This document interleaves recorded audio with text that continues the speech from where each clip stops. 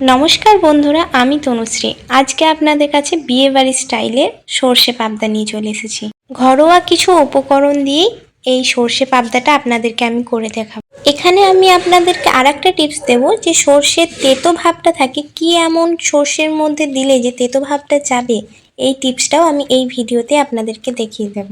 চলুন বন্ধুরা, রেসিপিটা দেখে নেওয়া যাক। প্রথমে আমি 400 গ্রাম পাবদা মাছ নিয়ে নিয়েছি। এর ওপর থেকে হলুদ গুঁড়া দিয়ে দেব, কিছুটা পরিমাণ লবণ দিয়ে দেব, ওপর থেকে আমি 2 চামচ মতো সরষের তেল দিয়ে দেব। সবগুলোকে ভালো করে মেখে নিতে হবে। ভালো করে মেখে নিয়েছি। এরপর একটা প্যানে রিফাইন্ড অয়েল গরম করে আমি মাছগুলো ভেজে নেব।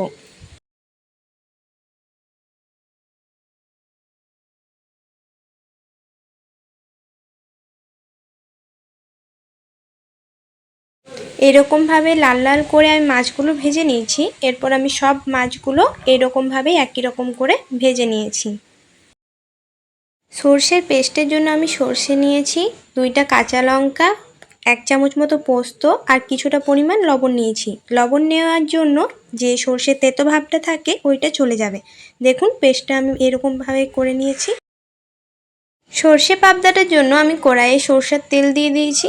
সরষের তেলটা গরম হয়ে আসলে আমি এখানে কালো জিরা, হলুদ, কাশ্মীরি রেড চিলি পাউডার এগুলোকে দিয়ে দেব।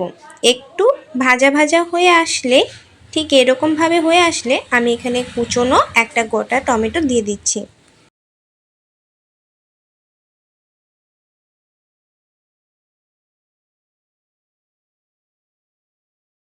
একটু নেড়ে চেড়েই আমি উপর থেকে স্বাদ মতো লবণ দিয়ে দিচ্ছি।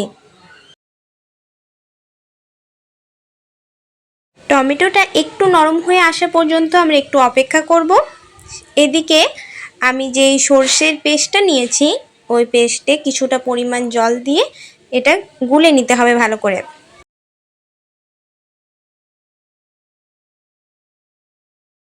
টমেটোটা ঠিক এরকম নরম হয়ে আসলে আমি উপর থেকে যে সর্ষের পেস্টটা ছিল এটা দিয়ে দিচ্ছি।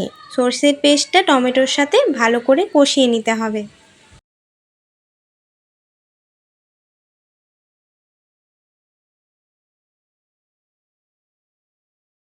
সর্ষের উপর থেকে ঠিক এরকমভাবে তেল ছেড়ে দিলে বুঝে নিতে হবে সর্ষেটা ভালো করে কষানো হয়ে গেছে। এরপর আমি উপর থেকে জল দিয়ে দিয়েছি পরিমাণ মতো।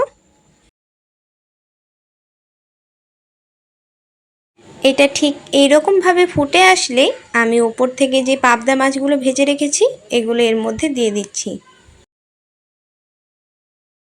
মাছটা দেওয়ার পর কিছুক্ষণ ফুটিয়ে নেব। ঠিক এরকম হয়ে আসলে আমি উপর থেকে চিনি দিয়ে দিয়েছি সামান্য মতো, আর কুচনো ধনেপাতা দিয়ে দিচ্ছি।